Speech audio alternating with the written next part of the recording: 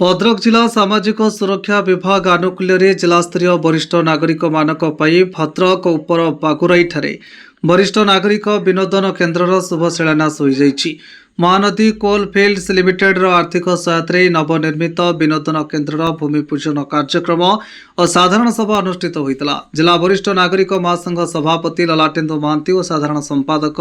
कैलाश चंद्र महापात्र संयोजन उपस्थित मुख्य अतिथि सांसद अभिमन्यु सेठी, सदर विधायक सीतांशु शेखर महापात्र, जिलापाल डॉक्टर दिलीप राउतराय, जिला सामाजिक सुरक्षा अधिकारी खगेश्वर सेठी द्वारा सभा भूमि पूजन करा।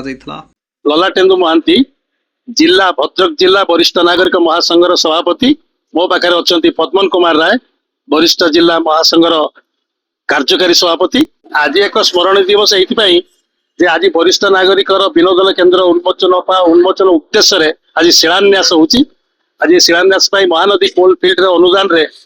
एक वरिष्ठ नागरिक भवन ये होची जे कि वरिष्ठ नागरिक सब प्रकार कार्यक्रम विनोदन केन्द्र सुस्थ सुरक्षा सब प्रकार करने आज ये भवन टी सरकार तरफ बहुत साहाय्य अच्छी। आज शिलान्यास आज उन्मोचन हम। उक्त विनोदन केन्द्र निर्माण पर आवश्यक डीपीआर जिलापाल अनुमोदन क्रमे एमसीएल साधारण परिचालक को अवगत करा सभा जिलापाल सूचना रखी। नागरिक मानकर एक मनोविनोदन केन्द्र भित्ति प्रस्तर स्थापन होती विशेष भाव में माननीय सांसद को धन्यवाद देवी जैसे एमसीएल को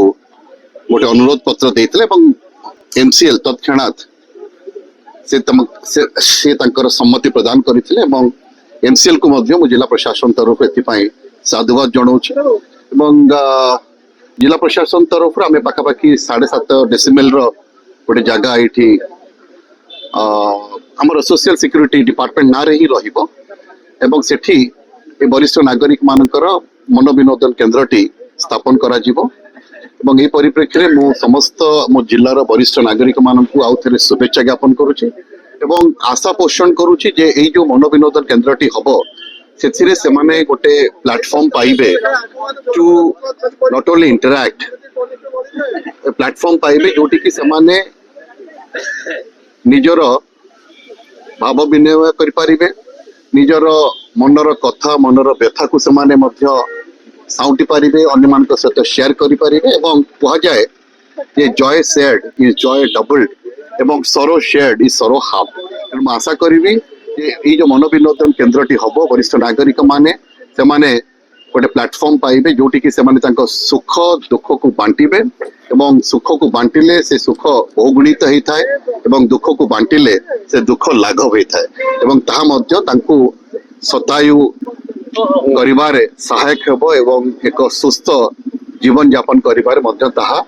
लाभदायक हेबो। धन्यवाद। आसंता 2037 रे वरिष्ठ मान उद्देश्य संपूर्ण करने को समस्ते चेष्टा करी रहिबे बोली सांसद श्री सेठी मत रखिथिले। सर्वप्रथम तो समस्त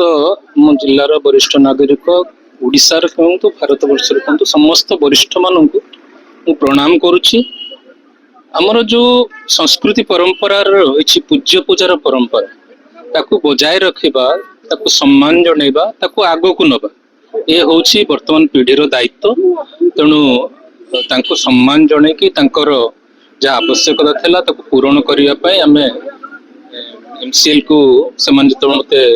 आग्रह प्रकाश करथिले एमसीएल को गोटे रिक्वेस्ट देथिलु जाओ भगवान को जगन्नाथ को प्रणाम करिवि तांको जगन्नाथ को कृपारु एमसीएल तांको जो वरिष्ठ नागरिक भवन 50 लाख टंकार अनुदान राशि एप्रूव करछथि। जिलापाल वरिष्ठ नागरिक माने निवेदन करथिले तांको गोटे जगह देवा जिलापाल धन्यवाद जन प्रशासन को धन्यवाद जनइबे से गोटे जगार जोगे देछन। तेणु समस्त स्नेह श्रद्धा सम्मान एवं ताकर जो अभिज्ञता अच्छी समाज प्रति तांकर जो अवदान अच्छी जीवनचर्यार जो उदाहरण अच्छी ताकू समस्ते लक्ष्य करती ताठू समस्ते शिखती। आज तांको सम्मान जणेबा एवं तांको समाज रे तांकर जो हक रही दबा होची आम समस्तंकर दायित्व। से आम आज ये जो नागरिक वरिष्ठ नागरिक भवन रो शिलान्यास अवसर रे हमर एमएलए महोदय उपस्थित थे, जिलापाल महोदय उपस्थित थे एवं अन्य समस्त अधिकारी मान उपस्थित थे समस्त वरिष्ठ नागरिक मान उपस्थित थे जिला पूरा जिलार पुणुर आसते आपण मैंने धन्यवाद जनइबी ये कार्यक्रम को साधारण लोक पाखे पहुंचाऊँ समस्ते जानवा उचित जे वरिष्ठ को सम्मान जदि आम कर न शिखा समाज जो गोटे श्रृंखला अच्छी श्रृंखला नष्ट तेणु प्रथम पूज्य पूजार परंपरा को आगे बढ़ेगा और समाज रे हमर जो संस्कृति परंपरा अच्छी बजाय रखे वयोज्येष्ठ मानक पई सरकार ए प्रकल्पटी खूब शीघ्र निर्माण कर उत्सर्ग करेंगे बोली विधायक श्री महापात्र वक्तव्य रखिथिले। आज वरिष्ठ नागरिकों जो एक भवन शुभ शिलान्यास है ये केवल एक साधारण भवन नुहे ये वरिष्ठ प्रति आम मानकर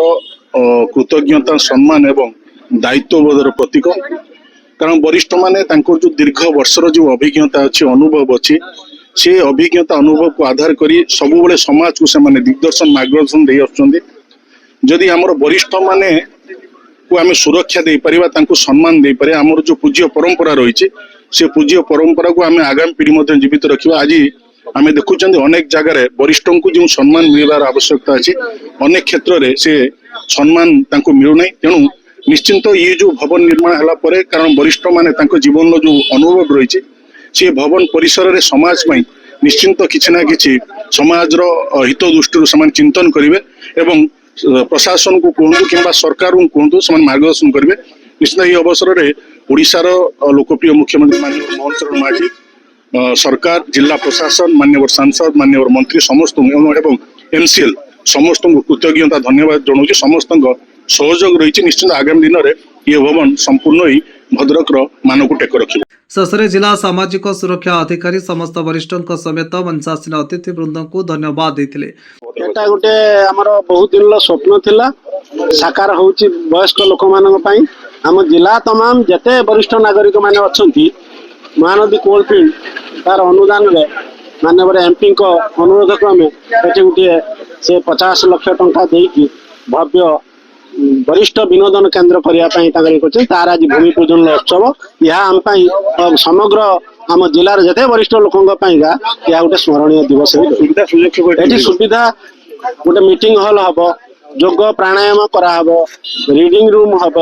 जिलापाल महाशय कहते आमर एटा करवा उपरटा जो सीनियर सिटीजन मैंने आसुँच बाहर दूर दूरांत ब्लॉक लेवल राति से रही पारे से सब प्रकार सुविधा कराहब बोली दुई महला विशिष्ट गोटे बिल्डिंग एटी कराहछि। उक्त कार्यक्रम में महासंघ कार्यकारी सभापति पद्मन कुमार राय जिलार विभिन्न स्थानरू वरिष्ठ नागरिक माने उपस्थित थिले।